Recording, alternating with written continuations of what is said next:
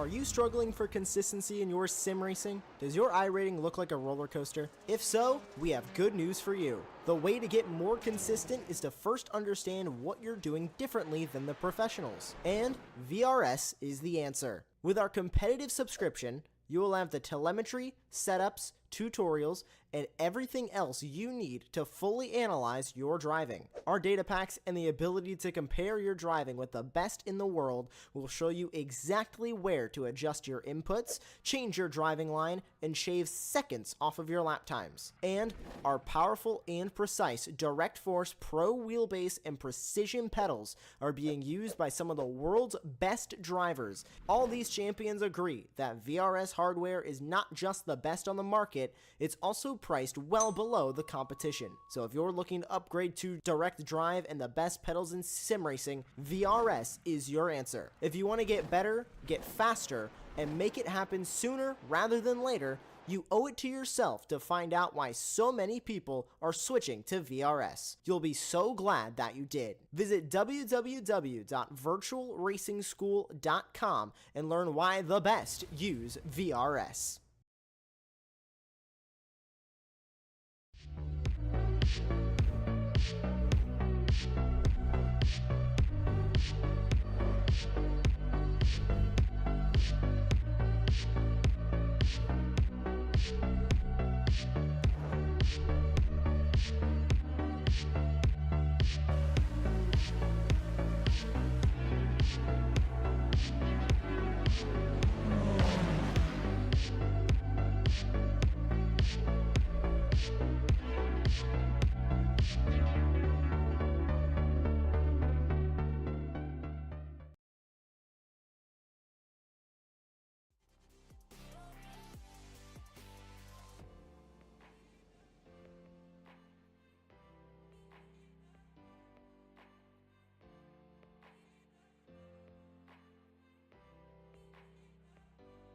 Welcome to Apex Racing Academy Super Formula, the penultimate round of the championship here at Red Bull Ring.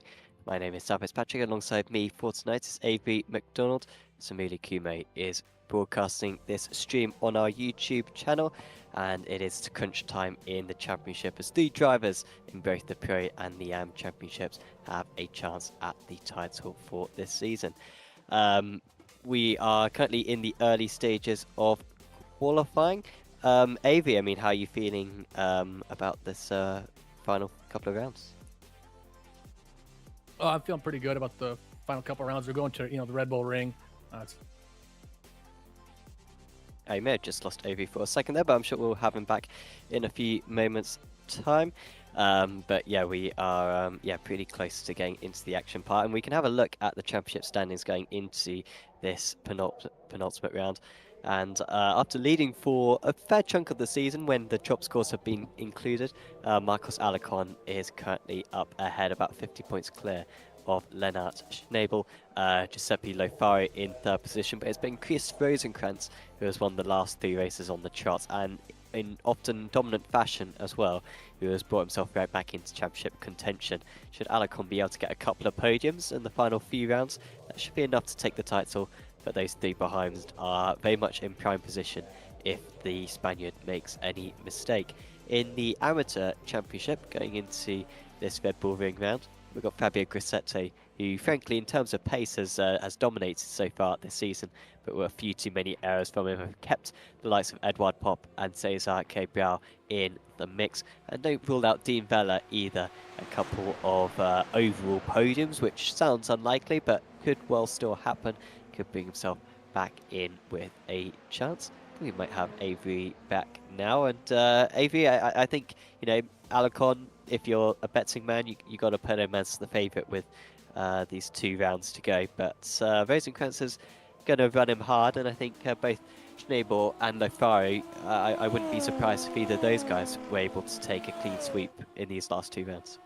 Yeah, especially Schnabel or Alarcon could definitely make the moves here with having this kind of track with a couple of really good passing opportunities. Sam, it's all going to be about who gets a good start. We've noticed with last week's race, it had a good start from 3rd all the way up to 1st, and Just shows how this season has gone. Is if you can maintain a top 3 spot within a second or two of the leader, you should be okay going into the final stretch of the race. But the one thing we learned last week was, different pit strategies actually worked out a little bit better. So the drivers will have a little bit more of an idea going into the Red Bull Ring with just one round remaining after this one. So I'm just excited for this, the finale of the season, because it's been really good so far. And today at Red Bull Ring for sure. Yeah, and we are currently in this qualifying session where drivers go out in groups and set their lap times, and currently it is the penultimate group which are out. That's the second fastest group, and then we'll soon have our fastest drivers go out as well. Currently it's Corby up at the top of the standings, Lee Aberdeen in second position. I think we might be able to actually show your team championship as well. Because those two teams at the top of the championship will be in the other order to what they are currently lining up on the grid, because Alcantech who lead the way. Head of court by nearly 200 points at this moment in time. Marcus Devil's a fair bit off, so it does look like that team's championship is over, but still Alcantech with skin in the game when it comes to the Pro Championship. Yeah, the championship has been a really good championship so far this season, especially on both the pro and the am. The team championships they're pretty much pulled away, but the racing here has been phenomenal. I think it's one of the series that I've been watching the broadcast over and over again, even after I already know what happened, just because it's been some really good racing. But I'm super excited, Sam, for this one. Red Bull Ring is probably in my top 5 tracks that we visited so far this season. I mean, argue top 3, but just so much history at this track that what makes it such an awesome venue. Yes, fairly new to the iRacing simulator in the grand scheme of things. Only been on the service for, I think, 2 or 3 years so far, but it is extremely well visited.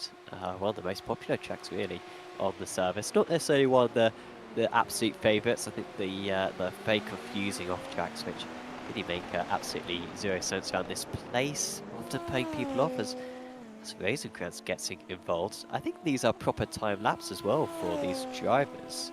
And so I'm not sure why they're wasting quite as much time with this, but Rosencrantz with a purple sector 1, maybe trying to get the draft from the driver ahead, and it seems to have worked well for him. The driver who went off the circuit, I'm trying to figure out who that was. I think it may be Marcus Alacon, actually, or maybe it was Lennart Schnabel who went off the track, but well, Rosencrantz lost some time. Lofaro on a very strong lap. I think it's going to be Lofaro or Rosencrantz or pole position by the way that these lap times are looking right now.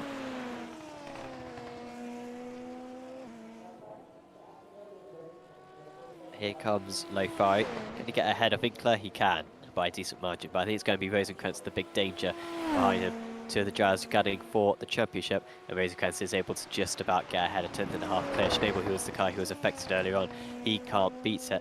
Alacon, our championship leader, no purple sectors on this lap. I think he'll do well to get into P3, and he does slot himself in between Lofaro and Winkler. And so I think he'll take that result. A lot of drivers not setting times there. Ben Ford, who's been a danger so far this season, already got a front row start. He's down there. Tambwe didn't set a lap. Hallich, Gussetto and Pop as well. So that is 6 drivers out of 14 not setting a lap time, which really does demonstrate just how tricky those off tracks can be. Yeah, absolutely, Sam. One thing we say every round, you got one lap, only one opportunity to get a qualifying lap in. And if you go off track, that makes the time invalid. So it's really interesting to watch these drivers go through this, and it's a really tight field. I mean, you take a look at your top 3 within 0.3 of a second.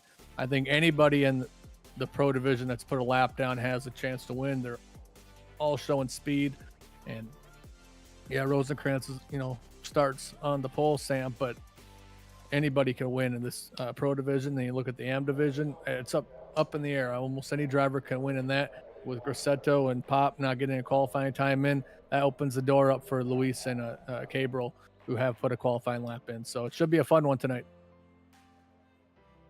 Yeah, should definitely be. I think this will be a first amateur pole position for Luis Araya, at least in this series, maybe in Apex Racing League history ever. Yeah, he probably got one in LMDH in prototypes a season or 2 a go, but he'll be starting in P7 overall. But so yeah, let's have a look at this grid then. And it's Chris Rosenkrantz, who is looking for his 4th straight win. He is up ahead of Giuseppe Lofari. Michael Zalicon really just needs to keep Rosenkrantz in sight, so P2 would be a solid result for him. A P3 would put it into a little bit of jeopardy. Doesn't want to lose control of this title race. Carl Winkler lines up in 4th position, so it's Lee Aberdeen. Lennart Schnabel with a lot to do in 6th place. He has not been a great run of form recently, has Lennart. Luis Araya is top of the amateur jars, like I was saying before. Cesar Cabral, he's still got hopes of the amateur title. Lines up in 8th. And it's Mick Palach. Ben Ford, watch out for him in 10th. Fabio Grisette, Edward Pop, and Dejoie Tambwe rounding out this 13-car field we have tonight. Yeah, pretty good drivers here tonight. Yeah, a couple drivers that are unfortunately won't be here for the rest of the season, but it's a 46-lap race. Just waiting for everybody to grid. You know, Sam, this is what I look into a track at like the Red Bull Ring, like I was saying before. Some really good passing opportunities. I think you look, into turn 3, because yes, there is turn 2. It's a little tiny left-handed bend into this track. So turn 3 comes after a real long straight. So good opportunity there. Good chance in 4. You could make a pass into turn 1. There's just a lot of good passing opportunities, and this should be a fantastic race. I think if we're going to have any sort of slipstream-based races, then it's going to probably be this place, honestly, as, the lights are about to come on.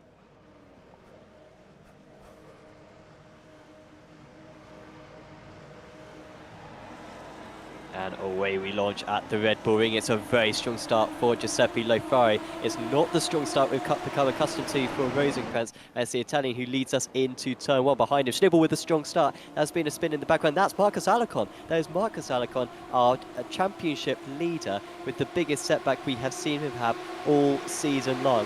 And that may have just wide open the championship, because Lofari, Rosenkrantz and Schnabel all came into this round thinking they could catch up to the championship leader, and the 3 of them are now the top 3 in this race, with our title leader way at the back of the order. He'll be limping around. Grissetto as well with trouble. Both our championship leaders with big problems early on in this race. Luis Arroyo with a fantastic up, and Ford up 6 places as well, and this rest of the race is just going to be a recovery for the Marks Devils driver. Yeah, Grissetto, it's going to be a hard hit for him. Had 9 points to the second place, which is Edward Pop. So Edward needs to just keep the car clean and nice and smooth. Big shout out to Lennart Schnabel, made a nice move up to 3rd position. Start at 6th. Made some really a good start. We seen it last week down the start as well. So very important for him to get up. Ooh, Araya I think is nearly round in the back. Yeah, Araya. Newcomer of the season, I think it's his 2nd or 3rd week, so he's able to get that going. Edward Pop's going to take over the lead, but it's a long race, 46 laps. You just got to recoup and forget about that mistake and keep on trucking. Alicon is still limping his way around there at the moment. It looks like Aberdeen, does he have damage? No, Aberdeen got through that, but he was certainly involved one way or another. He's now actually got Cabral in front of him. Cabral up into 5th place, and look at the underneath move. I think might be the core sim racing driver Palach. He might gain a couple of places out of this. Palach started down in 9th position, did not set a qualifying time, but he does end up backing out of this manoeuvre, and is Lee Aberdeen up into 5th place. Don't rule out Aberdeen of chasing down the top few drivers, because he was very strong a few weeks ago back at Nürburgring. Really had a good shot at the race win on that occasion.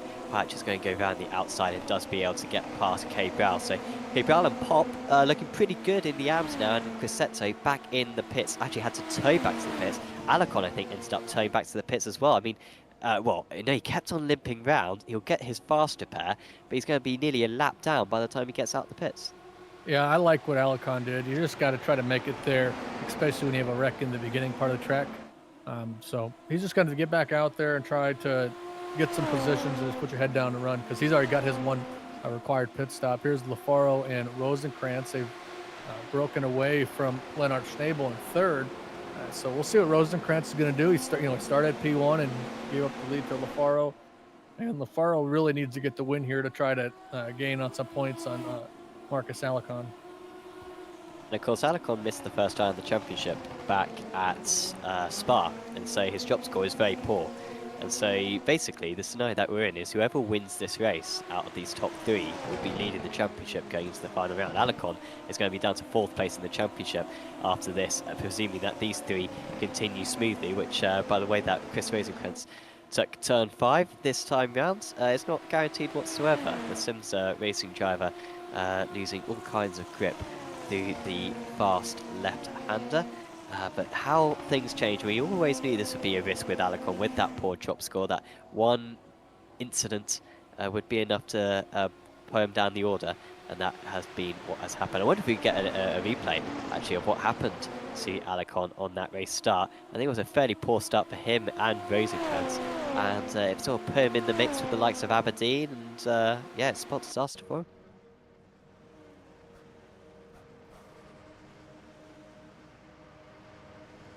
Here it was, Rosenkrantz, who has been absolutely electric off the starts recently. There you can see Alicon from P3 not doing anything with it. Really nice start from Schnabel. And then just behind that, it was absolute disaster for Alicon. Just unfortunate, Sam, for him, but you just got to regroup. He's already got one spot. Well, he's got that one spot from Grosseto, and I think with his pace, don't count him out for getting a couple more spots. It's a pinch point. It was 3 wide. I didn't think anyone did anything wrong, honestly, there. And I wasn't quite sure what happened on that second hit either, honestly, but I think that was when Grosseto and Co and Winkler got involved. Messy stuff down at turn 1. Yeah, just an unfortunate circumstance here, but you know, like I always say, we move on, and Lafaro and Rosenkrantz have moved on from Schnabel. You know, Leonard's just there in the distance. If he can put down a couple good laps, get a couple tenths faster than Rosenkrantz and Lafaro, he can get back into that slipstream. But he's got to get moving soon, because with the last lap time that Lafaro and Rosenkrantz have put in, they're 2 tenths quicker than him.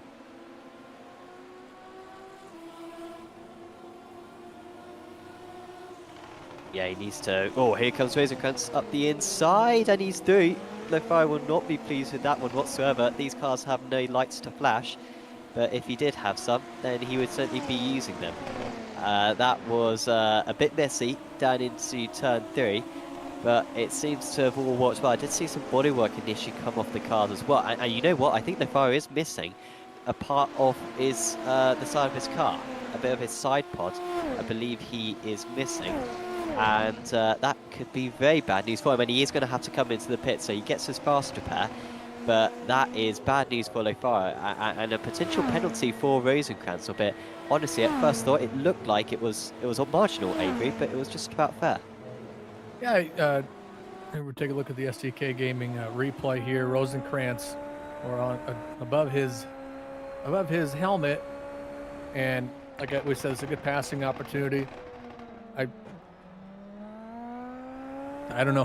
I like Rosenkrantz's move. I think it's a little early to be defending that hard if you're Lafaro, but we move on, and you know, he's got that one mandatory pit stop, and I think he'll still be okay to get a good spot. But here's Edward Pop, big defense with Cabral trying to move around him, and Cabral gets around him. That's for second in the amateur division, and he needs to run down Luis to get the amateur win. Yeah, so Luis recently got past Cabral. Oh, and now Cabral's gone off the circuit, so he's also having a few tricky laps at the moment. But yeah, Luis got back past Cabral initially, and now Pop has got past as well. Pop can now chase after ARA, so that one's very competitive for the amateur championship lead as well. Going into this round, Grosseto led with 341 points. He was 9 points ahead of Pop, and Pop was 8 points ahead of Cabral. So if Pop can beat Cabral here, then he would be in a very good place, and Cabral decides to come in early as well. So we've got pretty much half the order. They've already taken their pit stops, either due to that lap 1 incident, or whether they have had incidents since then as well. Here we tune in with Lee Aberdeen, who is struggling to make a punch. Aberdeen not quite refinding that form from a few weeks ago, and he cannot drop Palach at the moment, albeit I think, to be fair to him, he may have only made the move on the previous tour of the circuit, perhaps. But ARA is right there with them, and Edward Pop isn't too far behind either. Yeah, big shout out to Ben Ford up the third position here. But this battle for fourth with Palish and Aberdeen is it's starting to heat up. And if they start making some attempts to pass each other, watch for Luis in the number 6 position to catch up there. Like we said, only been in the season for a couple of weeks. He's one of our own too, so it's good to see him out on the track and doing very well, sitting in the 6th position, the top amateur in today's race at the Red Bull Ring. But trying to catch up to Palic here. We look at his last lap, 1:13.947. Luis was 4/10 quicker the last lap, so we'll see if they're going to be able to catch back up to him.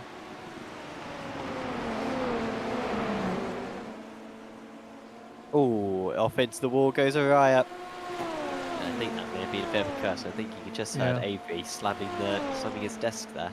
Yep, I just hit the side of the chair a little bit like, no, I don't like to be the guy that curses somebody, especially Luis. But, he's still sitting in an okay spot. The car's clean. I don't think he hit the wall, but he's going to be able to. He's still second in the amateur division and only lost 1 spot. But keep an eye there on the driver in front of Lafaro, who's down 25 seconds.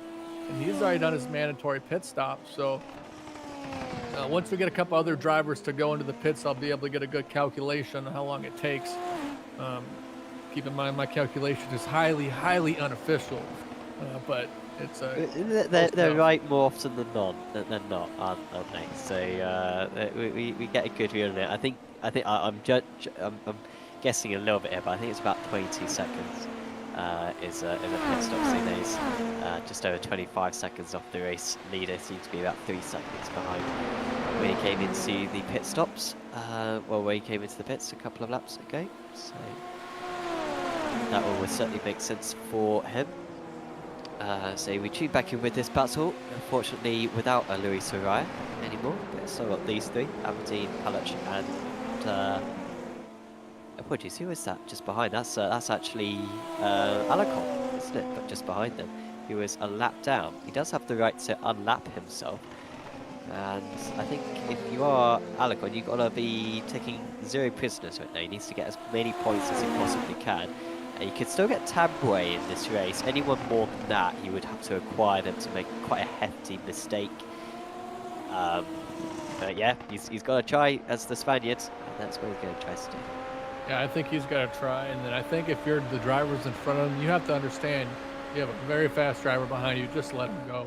It's not worth having that guy that close to you, who's got that much pace. And then the other thing is, you have a driver like Alacon, you let him get in front of you, you can learn from him and see where you're maybe struggling a little bit. So I really think they should let him go soon, just so they can maybe pick up some pace, and that's the one nice thing of when you have a driver that fast, that's a lap down, and if you can get in front of you, you can see what lines they're taking, because a lot of times he's usually up in front of the pack, but he's going to make a move here.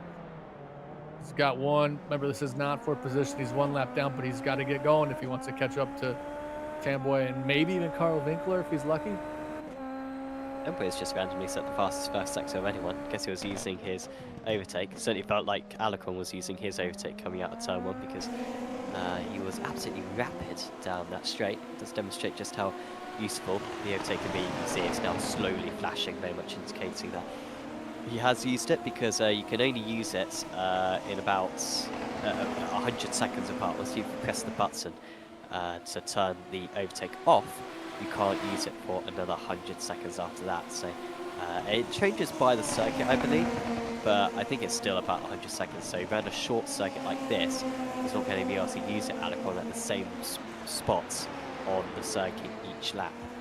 So you don't expect him to pull off the same move this time around. He's going to have to be a bit more patient, but don't expect Aberdeen to give this one easy, because Aberdeen wants to help his teammate Schnabel to catch up to Alacon in the championship. I think Alacon is so much faster, he's not going to be able to do a whole lot about it. Yeah, I think even if he holds him up a little bit, Aberdeen, it's not going to.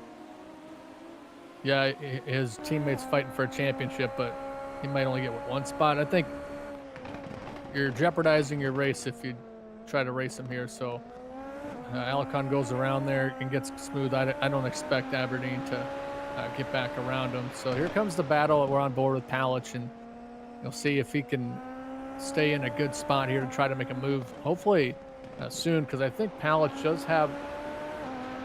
can have a little bit more pace potentially, but we've only seen him behind Aberdeen pretty much. And here, nope, not going to try to make a move here. I really thought he was going to try to make a pass, and Aberdeen's able to pull away, swings out a little bit more, gets a good run. Close to going into the grass there. You got to use everything you can as you come onto this straight. Unusual why Lee is struggling quite so much in this race, because in qualifying he was actually faster than his teammate Lennart Schnabel. But in this race, on that last lap it wasn't representative, but the lap before, which was representative, he was some 3/4 of a second slower than Schnabel. So it's as though he's carrying some damage, Lennart, apologies Lee, but I don't think he is, otherwise he would have probably come into the pits. But it's that front wing. Yeah, I think that front wing is a bit broken, isn't it? Just on the left side, his right. So you should really be coming into the pits right now, Lee, honestly, and get that repaired, because it's not helping him, particularly through the corners. That seems to be where he's losing the time to Alicon ahead. Yeah, he might have a little bit of damage, but as long as Palich doesn't get around him and drive away, I think you just stay out on the track. I'm not sure if it's really hurting him his times too much, because last lap 113.4, or last lap was a 114.29, but that was with traffic with Marcus Alicon. So not this lap might be a good tell what he's running, but he might have to wait another time. So Palich 113.8, half a second off his fastest time, and just put a 113.3. So he's right on running around his fast times. And Aberdeen, yeah, right around the same time, that time for him for each other. So I don't see him coming down the pits, even if he does have a little bit of damage. To me, it's not worth coming in this early unless the overtake and Palich starts to drive away a little bit, because Palich does have a little bit more pace. You can just tell if he falls back a little bit, he just catches right back up and maintains that position. So it's still early to be fighting for position. That last lap pit was Edward Pop. He was about a tenth of a second faster than these guys. He's now within 2 seconds of this duo. Lofari another 6 seconds back, but Lofari already with that pit stop served. And Lofari now some 28 seconds off the race lead. He is losing time to the race leader, but Lofari is outpacing Lennart Schnabel at the moment. If the race ended like this, by my reckoning, it would be Rosenkrantz leading the championship ahead of Lofari, ahead of Schnabel, ahead of Alicon. I'm not 100% certain about that, but I think that's the way I see it at the moment with one round of the season to go. Mick Palich is into the pits now, so he had enough time, sat behind Lee Aberdeen and fancy getting some fresh tyres on, and we'll try to go for the undercut. Yeah, Palich come in a pit, and I kind of like that idea for him to come down a pit. He knows he's got a little bit more pace than Aberdeen did, so he might as well pit a little earlier and try to, good move by him to get out in front of Cabral. We'll see if Cabral will race him hard or if he'll let him go. Looks like he'll race him hard for well, they both pitted, so I mean, I think, yeah, you just let him go. I mean, we know Palich is quick. I think Cabral may have made a mistake here because he didn't take tyres at his pit stop.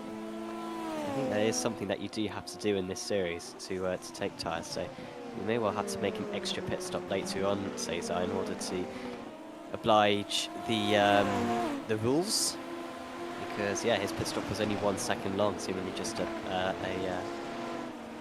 fast repair that he took.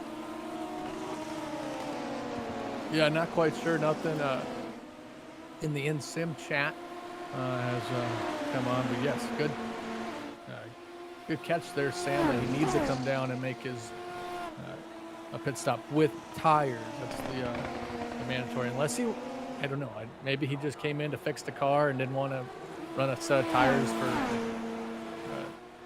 30 laps or whatever it was going to end up being. And then the biggest thing you have to keep in mind, if it takes about 23 seconds to pit, am I going to gain that 23 seconds if I come in and take an extra pit stop with tires? I'm not sure if you are, but I maybe just had a mischeck. But unfortunate for him, he'll have to come back in. So Palach, as we look back, he's 45 seconds back from the leader, and it's about 24 seconds back from Aberdeen, 23 seconds. So he needs to be very cautious on these two couple laps outside of the pits, because once those tires are not up to temperature, it's easy to make a mistake. But then once they get up to temperature, you really is going to need to push. And here comes Lee Aberdeen into the pits. Watch out I think that was a good call. Watch out for the pit lane entry as well here. We saw a bit of a mare for Nick Madsen. He's got a lot of views on Instagram, like 30,000 views. I think it's our most viewed post ever as Apex, where Nick comes into the pits and realizes that he has messed up his pit entry and his head sinks into his hands. And I'd be surprised if someone doesn't make that same mistake, honestly, tonight, because it is a very easy thing to do on this Red Bull Ring circuit. That will be coming out of the pits, Palach. Apologies, Aberdeen, and Palach is just behind, but of course now Aberdeen's suffering from the cold tyre, so Palach needs to try to make this move quick, and you can see how he has been using the overtake in order to try to get that track position. Hasn't quite worked for him, but just through that one corner, turn 3, he was able to gain by quarters of a second. Give you the little race reset. Lap 17. Top 4 drivers have not made the pit stop. 6 is Luis. He needs to make a pit stop. But then also, like you said, Cabral needs to make a pit stop and take his tires. So the top 4 sitting in a good position when they're going to make their pit stop. As you see, 3 drivers had to take the pit on lap 1, and then lap 5 or 6, and then 15. I really think you're going to see Rosenkrantz is going to pit probably right after Schnabel. I expect Schnabel to pit before him.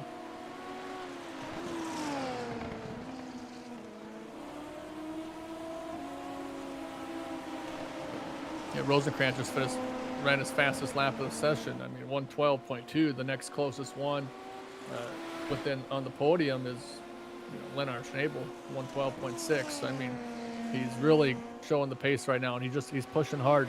Just take a look at Schnabel off into the grass a little bit. But the big thing with these Super Formula cars, Sam, I've been learning as I've been just driving them more often, you got to use as much of the track as possible without going off track on your corner entry and the corner exit. And that's where the top drivers like Schnabel, Rosenkrantz, and then Lafaro and Alicon, that's what they're really good at, Sam. And that's one thing you see some of these drivers throughout the season as they progress, because everybody is getting better as the season goes on, and you just see drivers get more comfortable with the track limits. Yeah, you're absolutely right. Everyone's finding the limits of these cars. There's Ben Ford. Bit of an under-radar performance from him so far, but was able to get up to, I think, about 5th place on lap 1. Just all the incidents that are going on in front of him, and has just been plucking away ever since then. Could well get himself closer to Schnabel by the end of this race, albeit at the moment it's averaging about 1/10 of a second slower than the German driver ahead of him. Aberdeen now only 0.3 of a second clear, and Cabral is being caught by Winkler. Winkler's going to go to the outside here. He's got the overtake on. Cabral will try to fight back, and the Brazilian get his car stopped. He can do, but he's not going to get the traction out of the corner, and that is Winkler up another position. You can still he's still got the overtake on, just to make sure that he gets the acceleration that he needs. He feels the ability to turn it off halfway down the straights, and he's passed. There is Fabio Gassetti. He is a lap down on these gyres after having to tow back to the pits earlier on. Cabral racing absolutely no one, unless someone obviously crashes in front of him. He is in a very distant 12th position. And by the way, that rule for Cabral, I had to check the points, the rules myself, but rule 2.3.3, mandatory pit stop for tyres during any part of the race. It's under the races section of the rules, so to confirm, Cabral does still need to make a pit stop. Thanks for checking that, Sam. It's always good to have the rule accessible. Speaking of accessible, I know we need to give a shout out, but man, this Apex Racing League, everything that goes on here, from the GT3 trophy to the Porsche Cup to when you guys run the prototype, just so well put together, Sam. And I think that's one thing that a lot of series can learn a lot. I know, like myself especially, learned quite a bit in how things are ran here at with Apex Racing League. So they just do a phenomenal job. And we got one more round after this one, so make sure you hit that subscribe button, notifications on, and tune in again next week. We're not even halfway through, but this race just always phenomenal throughout every week, Sam. And I don't know if it is for you, but for me, it's just been an honor to cover these races because they've been a blast this season. Yeah, I mean, personally, I'm a big Formula One fan, and these races are the closest that we get to Formula One when it comes to the racing and when it comes to the cars as well, of course, involved. And yeah, I've really enjoyed it. I think we've just had an absolute pleasure. I think particularly that middle part of the season as well. There were a couple of rounds where we had really like 10 drivers who could win different races. It was absolutely incredible. Of course, the first 7 rounds of the championship, I think we had six different winners. And that doesn't include lights of Aberdeen coming close. We had Josu Alzagare come close a couple of times as well. Those guys never quite got over the line. So it just has been an absolutely monumental championship in terms of the spreading out of the race winners. And yeah, it has been a lot of fun to cover it all. And of course, the championship being so close as well, it looks almost guaranteed. It's going to come down to the final rounds of the championship in both the Pro and the AM Drivers' Championship, so that is exactly what we were wishing for about 10 weeks ago. Yeah, absolutely. When you start a season, you just go, please have a battle for the championship on the last race. Please not have the championship already won. And I mean, that's what we've got so far, Sam. We have a battle for both the Pro and the AM division. Just such a pleasure to see that. These drivers have been running so hard all season long. The one thing I want to give a shout out, you take a look at where LaFaro is, 29 seconds back from the leader.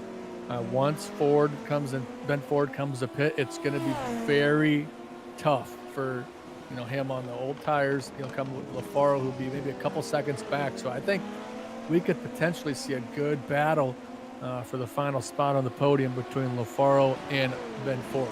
You got to be perfect when coming to the pits. You can gain and lose so much time when you pit entry and pit exit, and especially those next couple laps with the cold tires. So we'll keep an eye out on when Ben Ford will come down the pits, because LaFaro is coming. Well, I think if anything, it's going to be more LaFaro versus Schnabel, because I think it's going to be, as Pop comes into the pits, I was very confused. I thought LaFaro was coming into the pits, and I thought, hang on, what's going on here? But LaFaro obviously already pitting. But yeah, I think it's going to be more like LaFaro versus Schnabel. I think when Schnabel comes in, I think there's going to be about 6 seconds between Schnabel and LaFaro. I think LaFaro should have about a 6-second gap, and then it'll be Schnabel chasing him down. Maybe Ford as well might be chasing him down. I mean, with the pace that Ford's got, you'll have a chance in the latter stages. Pop, like I said before, into the pits. He's going to come out just behind Carl Winkler. It looks like here comes Winkler. Yeah, Winkler does just about get himself ahead. But Pop can see some positions ahead of him, maybe. It'll be hard to get. This will be annoying for him if he struggles to get any more places. I mean, Araya still needs to come into the pit, so he knows that he'll get Araya. Okay, Brown still needs to pit behind him. So where Pop is basically a guaranteed P8. Like, he can't finish any lower than that unless he makes a mistake. And then he's got 3 drivers who he could potentially pass by the end of the race. So it'll be tricky for him to get any of those places ahead, but at least behind him seems to be fairly covered at the moment. And by the way, just an update on what's happening with Marcus Alacon. Alacon could still get Cabral, because Cabral still needs to pit. So when you consider that, Alacon's about 9 seconds behind Cabral, and he could still get Araya as well. But Araya, when you consider his pit stop, is about 20 seconds ahead. So Alacon could go a second lap faster than Araya, which on that last lap he was 0.8 of a second faster than Araya, and he could still get as high as P9 in this race, I reckon. So I think that's what the Spaniards fighting for: P9, P10, or P11. Yeah, good recovery run for him so far, as we're just getting to the halfway point. And math is hard for me sometimes. So Sam, thanks for checking my math out, and I really appreciate that, because sometimes you just get caught up in the numbers, and me not being a math guy, it just helps out to have someone as great as you on my side every week for the season so far. It's been a pleasure, and there comes Ben Ford in the pits. We'll see when he comes out. Gets a good pit entry here, slows up, gets to that pit road speed limit, and don't want to speed. We've seen drivers speed come in the pits, and that's a huge loss if you do. So Ben Ford's going to stop, get the 4 fresh tires. We'll see where he comes out. He was about 15, 16 seconds back from the leader when he came in. So as you see, LaFaro goes by him. So I think Ben's comfortable. Yeah, he's comfortably in 4th, especially when the driver's behind him. Luis has to pit. So really good run by him so far, sitting in 4th place. And the only drivers left to pit is Luis, your leader of the AM division, and Chris Rosenkrantz, your leader, and Lennart Schnabel in 2nd. So I'd expect Schnabel to pit before Rosenkrantz. That's just what I'm thinking. And never mind. I was wrong. Always am. Rosenkrantz down into the pits. The Schnabel follow. Yeah, I wonder if Schnabel wants to lead a lap. And yeah, he does lead a lap. But yeah, Rosenkrantz going 1 lap further than halfway distance. He can pretty much do what he wants to the German driver. He was dominant last time out, and I think this might be a new level of dominance for him. You will come out probably about 5 seconds ahead of LaFaro, I think. He's not got a penalty on pit entry, Rosenkrantz. He's now trundling down the pit lane, coming out of the pits, and at turn 1, I think, at the moment there he is. And he is, yeah, 5.7 seconds ahead of LaFaro. Might drop a little bit lower than that once whilst his tyres are still warming up. So nice work there from the German driver, and still we're not seeing anyone make mistakes with the pit lane entry. I'm very impressed. Yeah, I did some practice earlier today, Sam, and I made a lot of mistakes with the pit entry, so it's good to see the drivers keep on chugging along. So Rosenkrantz back to 2nd place, but like we said, Schnabel does need to come down and make a pit stop, and it's going to be really tight. I think LaFaro has been putting on some really good laps as of late, and it's going to, here comes Schnabel into the pits. I think LaFaro should be able to clear him. Yeah, I think he's pretty much going to be exactly halfway between, or equidistant between LaFaro and Ford, I think.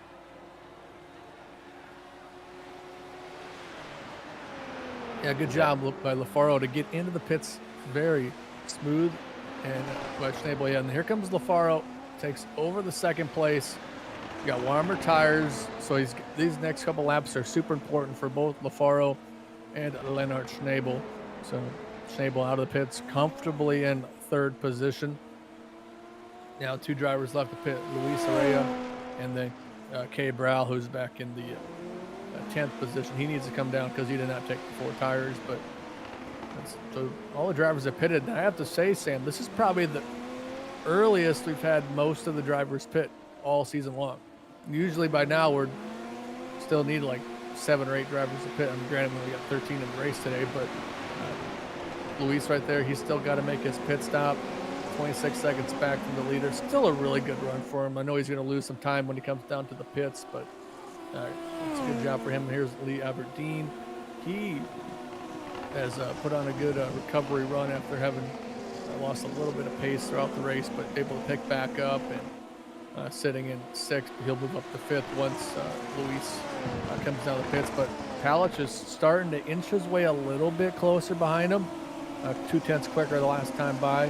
Both of them drivers just set their fastest lap, so they both run as fast as they can.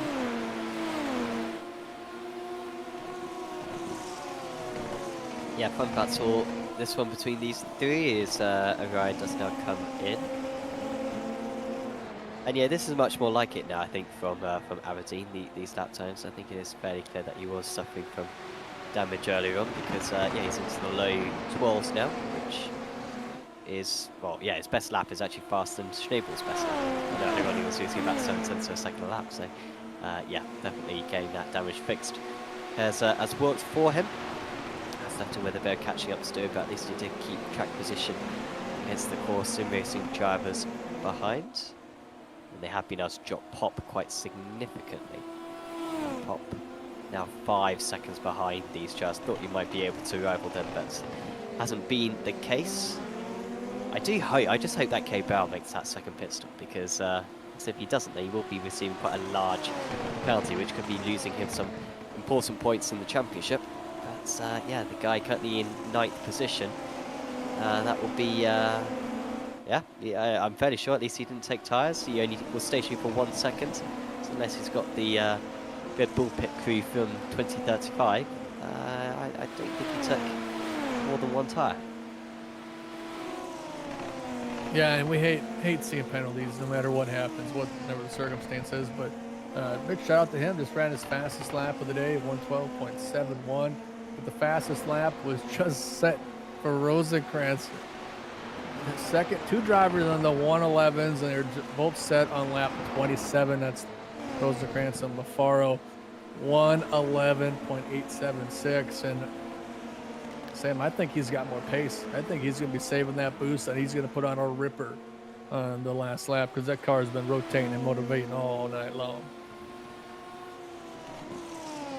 Yeah, it's usually those closing stages where he absolutely lights it up, isn't it, when he can turn on the overtake as well. So I think we might be able to see a 110 by the end of this one, because the fuel being drained as well from the tank. Lofar's keeping him honest, to be fair. 4.7 seconds. Remember, Lofar led in the early stages, made contact with Rosenkrantz. Rosenkrantz went for a move for the lead. We think it's probably going to be fair. Lofar might protest it, but even if he does, doubt the stewards will overturn the results. And yeah, after that it was after that he needed repairs. Lofar came back to the pits, lost about 3 seconds in that instant, and he's now 4.8 seconds behind. So it demonstrates that the pace between these two has been very even, and has been for most of the season. And Lofar will be going into the final round of the championship, I think 2nd or 3rd in the championship, with a decent chance at perhaps taking the title, should he be able to win the final round of the season at Fuji next week. There's Schnabel, very lonesome race for him. Has just not quite had the same pace over these past few rounds. I mean, Lennart was so quick at the start of the season. I think it was, I think there had been the Spanish circuit. This is brain fog absolutely clouding Aragon earlier on in the season, where I think he managed to take the victory. And yeah, he hasn't quite been able to replicate that form in the past couple of rounds. Yeah, Ben Ford put on a really good run. Ironically, looking at the points going into this week, Sam, Chris Rosenkrantz 4th, Lafaro 3rd, Schnabel 2nd. So they're just flip-flopping each other going into this round. And here's a guy, Lee Aberdeen, trying to fight off Palichu. Him and Carl Winkler can be there with just a moment's notice, and maybe they use the overtake to catch up a little bit. But Aberdeen's got a lot of pressure, put a good lap in the last time by, 112.193. He must have had an off track because it didn't calculate to his best lap, but still a really good time for him. Rosenkrantz Lafaro getting quicker as the race goes on too. So I have a Palic putting around a similar time, and he's got a lot of pace, but you know, like we say every week, Sam, it's one thing to catch him, it's another thing to pass him.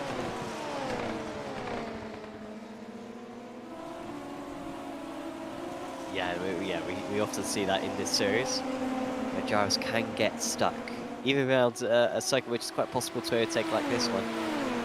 It does happen a fair few times. See, it happens to probably Lennart Schnabel more often than not. The setbacks that he's had at various times in the season, and just get stuck for half the race on occasion behind the driver, and that seems to be roughly what's happening with Meg Palic.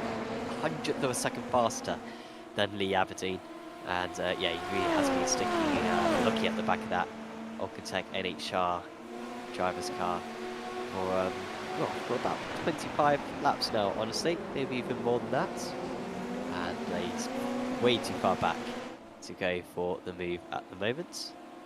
Still just 1.2 seconds separating the three of these. Shout out, by the way, to Apex Racing Academy, the title sponsor for this series, offering data packs and setups and track guides for a variety of cars on iRacing. including this Super Formula machine, also GT cars, touring cars, prototypes, and several others.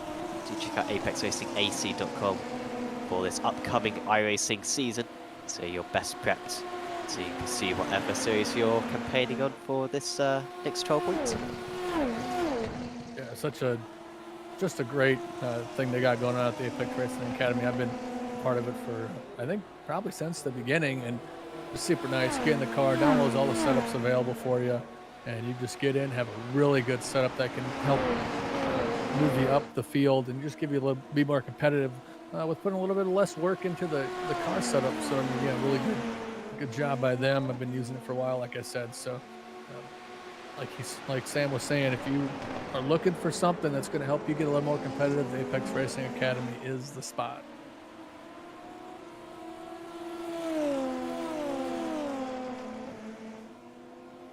Aberdeen just trying to hold off that core sim racing driver in Palich, and man, it's just one little slip up, Sam. Palich and Winkler are going to be there, so the pressure is on for Aberdeen. He needs to get a good finish. Sitting in fifth position is about as far as he can go up, unless any of the drivers in front of him make a huge mistake. But just hanging on there by a thread, the two core sim racing drivers, they're not going to battle each other with Palich and Winkler unless they absolutely have to. But Rosenkrantz again putting down monstrous laps. But so is Lafaro. Just a skosh slower than him. I tell you what, Sam, if Rosenkrantz starts making a couple mistakes, not saying he's going to, if he goes off track a little bit, Lafaro could catch up a little bit. But the nice thing about having a guy like Lafaro behind you, you don't want a guy like Lafaro behind you because he's super fast and keeps the pressure on, because Rosenkrantz knows if he makes a mistake.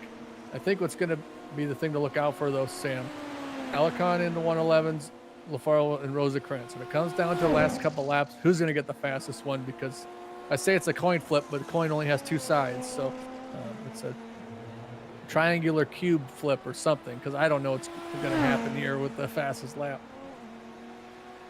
Yeah, could definitely go to any of them, I think. Just looking at, of course, you mentioned that it's unlikely that Rosenkrantz will make a mistake, and it is probably unlikely, but we have seen the guy make several mistakes earlier on this season. I should remind you that his results so far this season, and these are just pro results, so this is overall position. He has finished lower than this in the overall standings, but in the pro standings he's finished 10th, 2nd, 11th, 8th, 11th, 11th, and then of course he's won the last 3 rounds as Rosenkrantz. So he had remarkable inconsistency and remarkable rates of mistakes, and then these last 4 rounds he's just put it together. We knew that it was possible for him to do so. I recall when he won at Road America, I thought, this guy could still win the championship. And, well, after this round, he will be leading the championship, should it finish like this, with the issues for Marcos Alicon at the start of the race. By the way, update on Alicon. He is now just 4 seconds behind Luis Araya, but bad news for, well, I don't know, he's still some 26 seconds behind Cabral.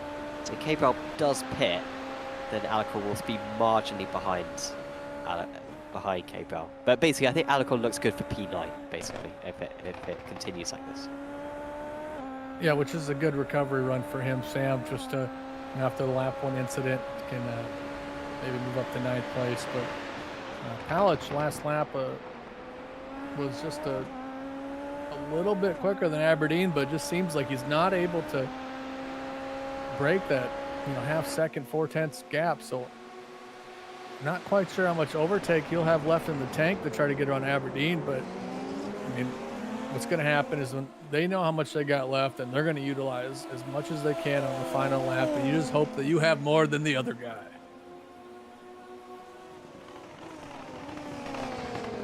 Yeah, I guess you can turn it on very early as well, Rennsport, can't you? Because it's such a short lap that if you do save 200 seconds worth, then you can start deploying it with 3 laps to go, pretty much. Say when they move on to lap 44, they'll be able to push that button and go to the end with it. I think that might well be what they do. This is a little bit closer though for Palic, 4/10 to a second, but it's around these final couple of corners, or corners like it, where it is very tricky to follow. And still, that green light shows no sign of flickering. It's absolutely staying completely on, and no overtake being used. You take a look at the interval. I mean, the gap from Aberdeen to Palic is the same as Palic to Carl Winkler. I mean, they're just waiting for someone to make a mistake, Sam. And Palic is starting to inch his way a little bit closer to Aberdeen, but you know, just about 10 laps to go, and Palic just gets into the 111. So the fuel's starting to drop, the pace is starting to rise. I mean, this is where, you know, you're running on that edge. You got to get as fast as you can, but you got to limit your mistakes.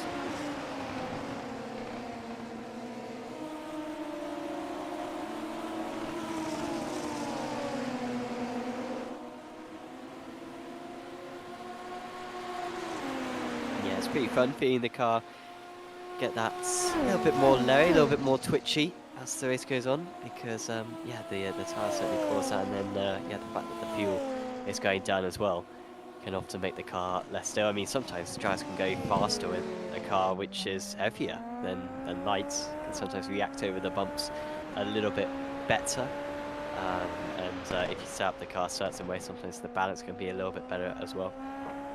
So it can be quite a stressful final few laps to the race. Here's Marcus Alicon, and this should be an easy move on Luis Araya.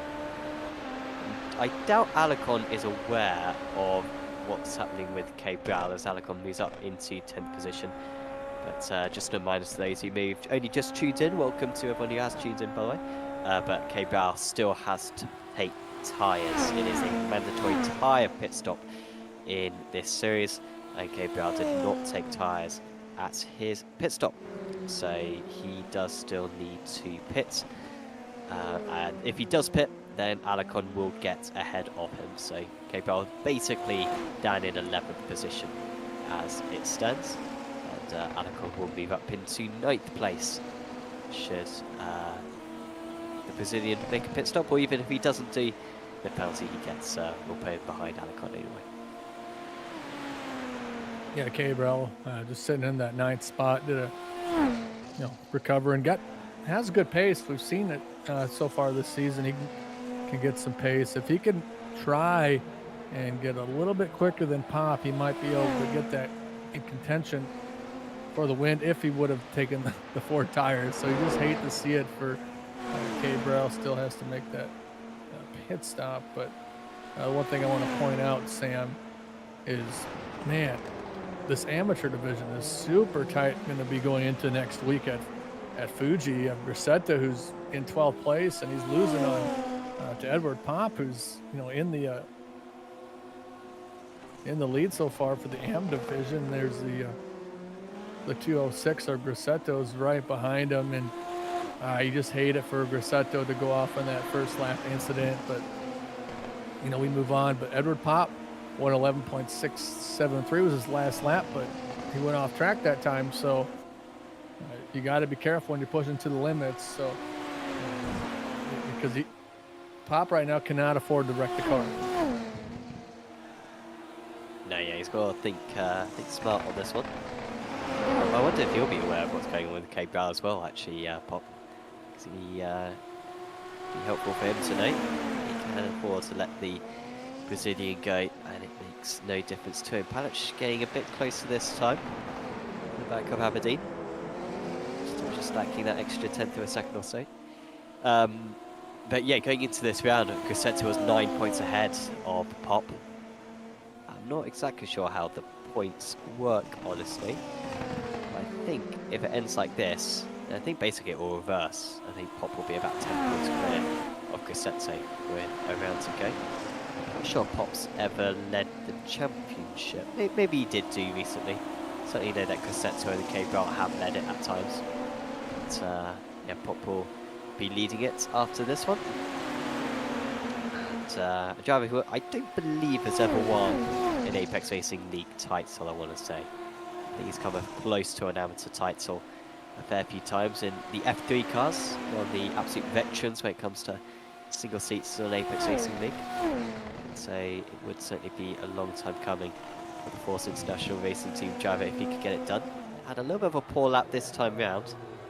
Now just 3.6 seconds ahead of K-Bar. But yeah, just needs to keep his cool like you were saying a few minutes ago.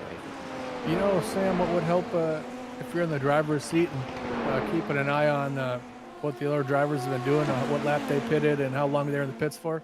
You know what app would be working pretty good for that? Would it be something like SDK Gaming?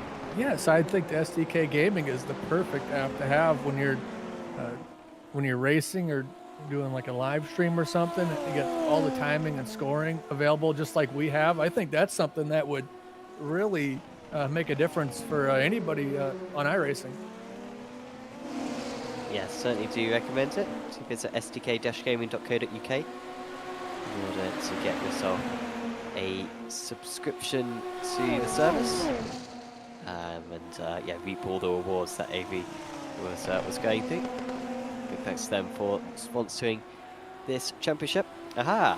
There's some overtake being used by Palach. I think he's a bit closer coming out of turn 1. He suddenly thinks, oh, hang on, we can actually make a move here. Let's turn on the overtake and see what we can do. Here comes the chase. He has been in this position for the last 40 laps, has Make Palach. I think for the first time, he's going to get alongside. How much overspeed can he generate? It will be defending will the Australian driver of Aberdeen. Gets it stopped nicely. Palach now gets the underneath move. But he's turned off the overtake. Now, why did Make turn off the overtake?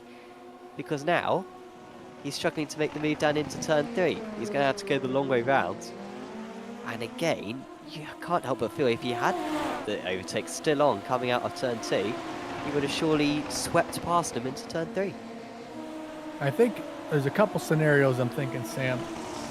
He wanted to maybe use overtake there to try to get around him and save as much for the final run to the finish. So he wanted to use as little as he can to make the pass. But, you know, if you're going to use overtake, you got to get around him. Otherwise, you just kind of waste it a little bit. So we'll see what happens for him. But I think that might have been the mindset coming off his fastest lap of the session. 111.8 is what he ran last time. So he needed to catch back up, though, with running that a little bit slower pace. So we'll see. Now he kind of knows what maybe Aberdeen will do if he tries to make the overtake the next time around or close to the end. So maybe it was just a, hey, thanks for showing your hand. But the thing is, there's always a couple other turns here to make the pass against Lee Aberdeen. So both drivers ran a little bit slower than last time.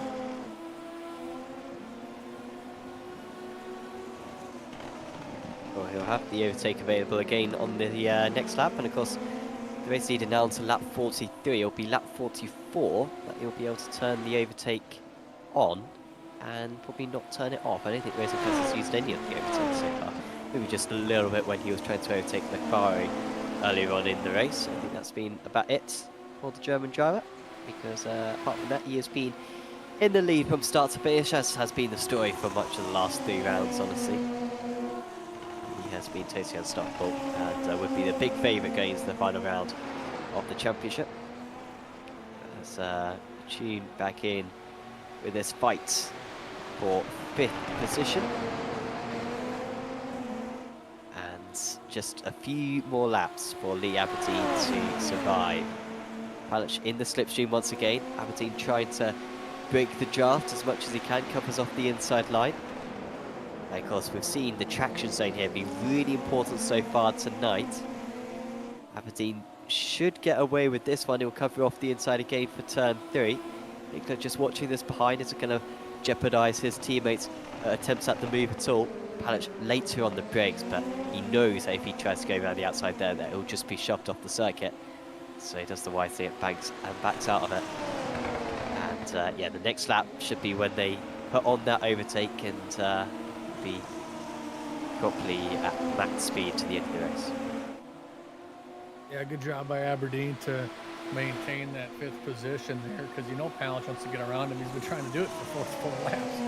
And goes a little wide there, so Palach might be able to set him up good for an overtake here. We'll see, but I just think the way Aberdeen's been defending very well, I think it would be tough for him to get around him there. So Aberdeen smooth through there. Here comes Palage. And he's got the overtake on as well. That's against the outside again, but he's maybe a little bit further ahead than he was on the last time. Again, he doesn't... No, actually, he has gone for the outside line this time. Does he leave the overtake on, or has he turned it off? He has left it on, so he's got another attempt at the move down into turn 3. And of course, he'll get the cut back as well. He's turned it off, though, now, as he again tries to get the cut back. But he's not going to be able to turn this on now until near the end of the penultimate lap of the race. So I'm not sure if he's necessarily going to be able to use all his overtake, honestly. Maybe he's used a bunch of it already, but he's only going to be able to use it for like the last maybe 90 seconds of the race. But he's so much faster than Aberdeen in these closing stages. Maybe it's the tyres for Aberdeen which are going up, but Aberdeen now feels the ability to turn on the overtake himself. Slight mistake there from the 107. Aberdeen able to just about get away, and it'll be tricky to catch down these straights now until that 100 seconds have run out for Palach and he can turn his overtake back on.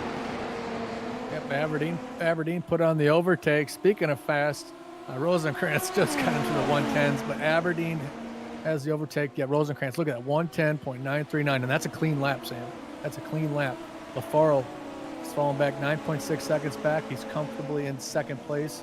And then Schnabel is in third and sitting in a good spot, while Ben Ford sits in fourth. But the battle on the white flag will be between Aberdeen, Palach, and Winkler.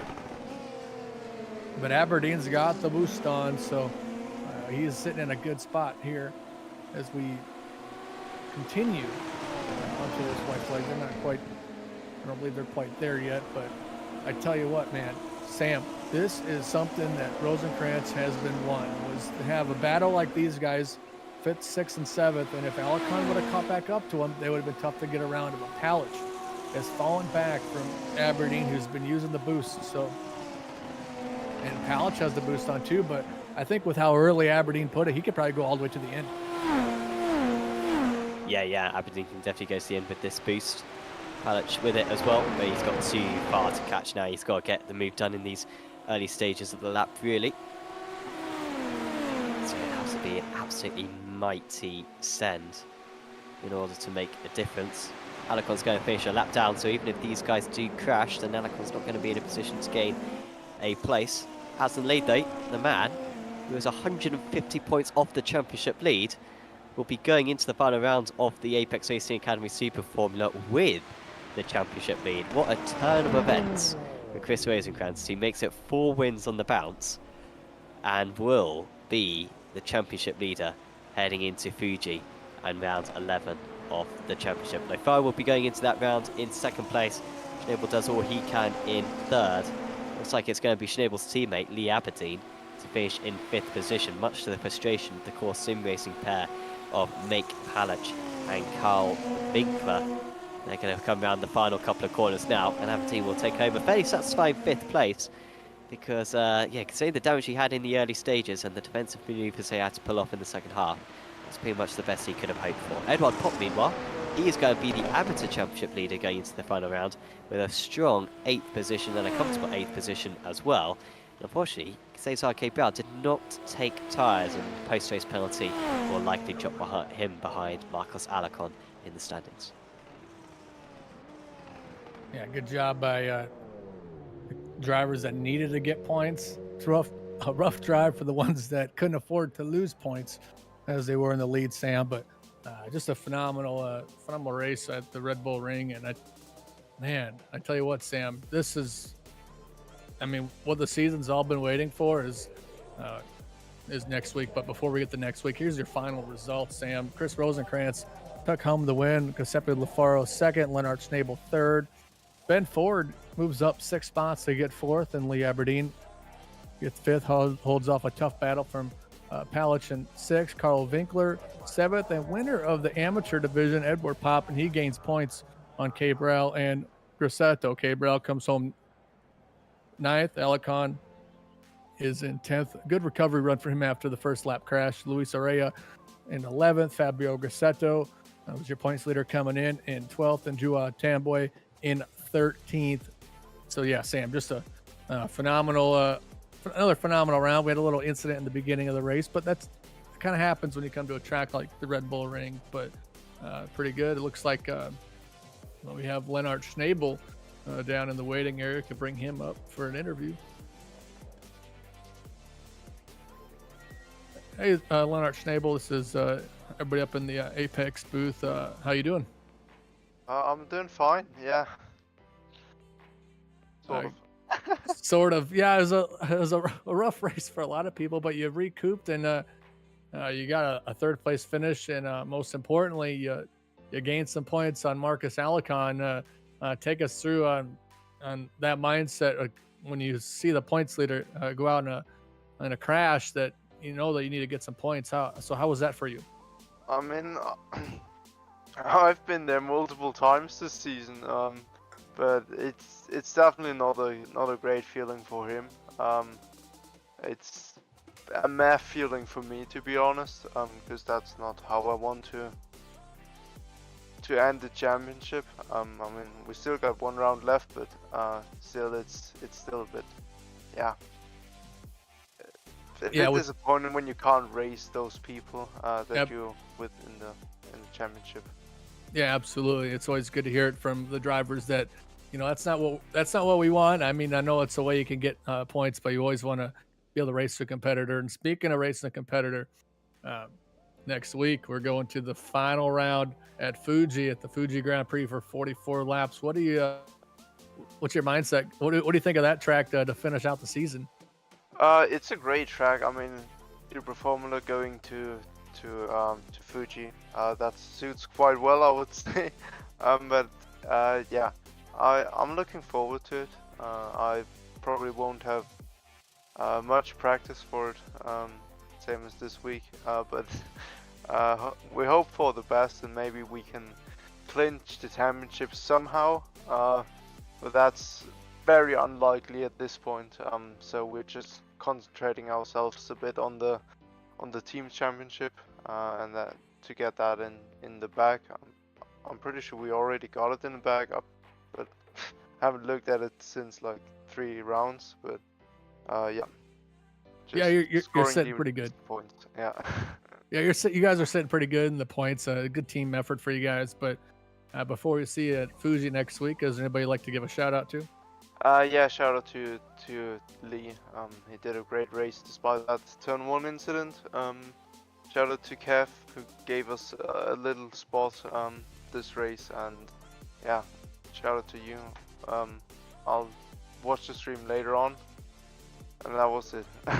Yeah, we appreciate the compliments. We try our best, but congratulations on that 3rd place finish, and we'll see you next week. Thank you. A great run for him, Sam.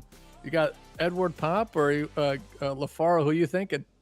I think I will drag up Edward Pop into the comms channel now, because Edward managed to take a 3rd victory of the season in the amateur category tonight. Well done there, Edward. Good amount of points for yourself, and generally just very strong pace from yourself. Thank you, Tam. Yeah, it was a good race. I was lucky into turn 1 on lap 1. There was a big chaos there. Luckily, I didn't get involved into that, and I felt I had good pace, so I didn't fight for the first couple of laps. It was all about survival. I let Luis pass me. I let a couple guys pass because my fight was with Fabio and Cesar, and I knew I had similar pace to Cesar, and he was still right in front of me. And Fabio had crashed and was already lapped, so it was all about survival tonight, and it turned out all right in the end. I've updated the points, and going into the last round, it looks like you're 3 points clear of Grosseto going into the final round. You're 11 points clear of K. Brow. So pretty much whoever wins out of yourself and Fabio will probably win the title. And if Cesar can get a few places ahead of you both, then he could clinch it as well. Yeah, must be quite fun and must be quite tense. I mean, do you think over the last couple of rounds that the championship fight has changed the way that you've been driving at all? I think so, yeah. So first of all, it's very good news that I took the lead. I wasn't aware of that. But of course, it's all going to go down to the final race now. I feel like Fabio is generally a bit faster than me, but I tend to be a little bit more consistent. Tonight again, I was lucky not to get involved in any incidents, so I finished quite a few points ahead of him. Hopefully, I can do that again at Fuji. I tend to have relatively good pace at Fuji. Let's see if I can keep up with Fabio, or maybe I get lucky again and he gets involved into an incident and I can get an easy win. But yeah, it's been a very fun championship. It's been close since the very beginning, and the fact that it goes down to the final race with just 3 points between P1 and P2, I think it's very exciting. Even though it's just the AM championship, I think your viewers will have enjoyed this championship battle. Definitely, or we certainly have enjoyed it. And how do you feel about Fuji as the next round? Did you have much of a chance to drive there in the official series when it visited at the start of the previous season? Not during the official series, but I drove there quite a bit during week 13 when the car was introduced, and it's a track that I know very well. I've driven it in a lot of cars. I have wins in different cars as well in various official series, so I really enjoyed the track. It's one of my favorites. It's gonna be a fun race for sure. Let's see how it goes. I'm very excited. Definitely. And I was trying to rack my brain earlier on, but it'd be your first Apex title? It would be, yeah. I've been close once before, but I missed a race sadly, and I couldn't clinch it. I missed a race this season as well, so I'm surprised that I'm still so close to winning it by the final race. But it just means I had to make up more points in the remaining rounds. So yeah, it'd be my first championship, my first ever league championship. So it'll be a very special one for sure. Well, we wish you the best of luck for that one, Edward. Is there anyone you'd like to give a shout out to? Thank you, Sam. Sure, my team. As always, we haven't been able to practice a lot recently, but I'm sure after this very hard season, we'll get back to it. So thank you to my team. Well, thanks for joining us, Edward, and yeah, hope to see you challenge for the trophy next week. I hope so as well, Sam. See you then. There was Edward Pop, like I said, right in the running for the championship. And by the way, in the Pro Championship, and these points aren't 100% decisive, but I believe, actually, I was a little bit wrong on the points. I thought Marcus Alacor was going to be dropping way down, but actually, I think Marcos will actually still be leading the championship by about 3 points over Chris Rosenkrantz. So it'll be Alacon on 642, Rosenkrantz 639, Lofari 625. But I think what that means, Avery, is that whoever wins, or if Alacon, Rosenkrantz, or Lofari win the final round, then they will win the championship, which is pretty hotly contested. Would you like to have a chat with our runner-up from today? Yeah, but before we bring him up, Edward made a comment about it only being the amateur championship. In my eyes, the amateur and the pro championship are on the same level. If you can win either or, it's a huge accomplishment. So I know he was feeling a little bit down. It might have been the amateur championship he's running for, but it's still a huge accomplishment to be in the fight at the end of a season for any level of competition. So big shout out to him. But yeah, I'll bring Lafaro up here. Our second place finisher from the Red Bull Ring, and collects some mighty points going into Fuji. It's Giuseppe Lafaro. Man, what a phenomenal effort by you to maintain a second place finish. How were you able to battle after you had to come in the pits earlier to finish second? Yes, the tires were, how can I describe it, in a very bad shape. In the first laps I tried to maintain it as much as I could, because I knew that in the end the tires will completely drop. In the last 5 laps they were crazy amount of wear, and it was very difficult to race with. But yes, hopefully I'm good in saving tires, as I showed in the previous rounds, and also today I showed it, and I'm really happy. Yeah, but I mean, today could have been a race that I could win, and overtake Alarcon in the championship, and at least I could try to win, but obviously I think he was lap 4, and the leader, the one who won the race, made a crazy move. I think also the other driver saw that, and I think it's crazy. I mean,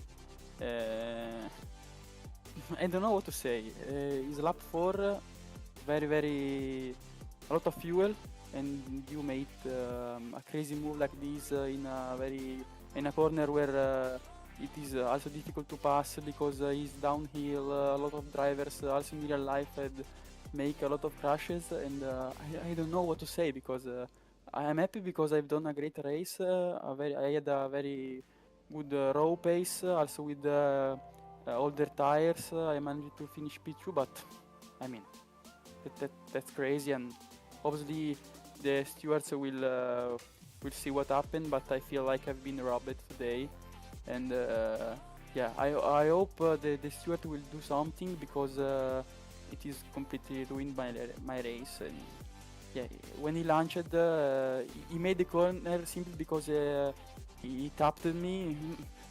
My wheels was bent, and my chassis went apart, so I don't know what to say, to be honest. The steward will decide, but yeah, I'm kinda pissed off.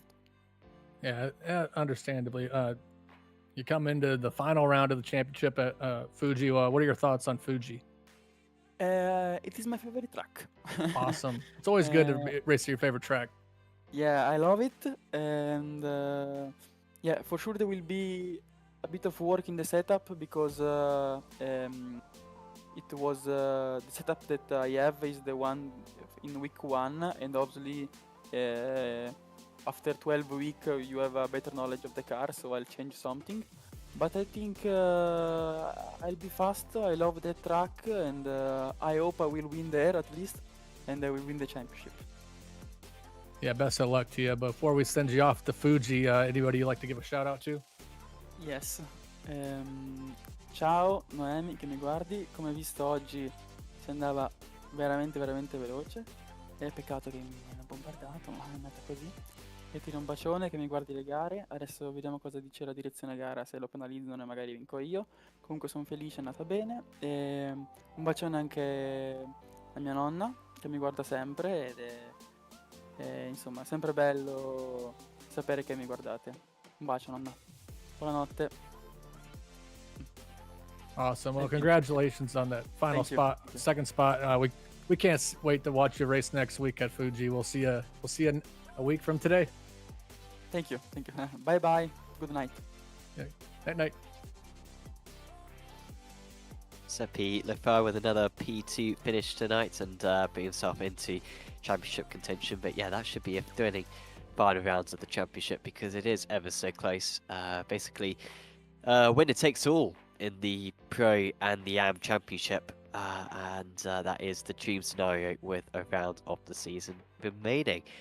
Do make sure to tune in for that one. That'll be on the same time next week at Fuji on Apex Racing TV. If you haven't already, please do leave a like on this video, subscribe to the channel, and check out our social medias at Apex Racing TV and Apex Racing League at Instagram, Facebook, and Twitter. And TikTok as well, actually, You can check us out as well. Thanks to our sponsors, SDK Gaming, to VRS, and to Apex Racing Academy for sponsoring this series and offering all kinds of rewards for our drivers. And yeah, do make sure to check out how the season finishes next week. But for now, from myself, Sam Fitzpatrick, from AV McDonald, and from Samuni Kume, we'll say goodbye, and we'll see you in 1 week's time at Fuji. See you then.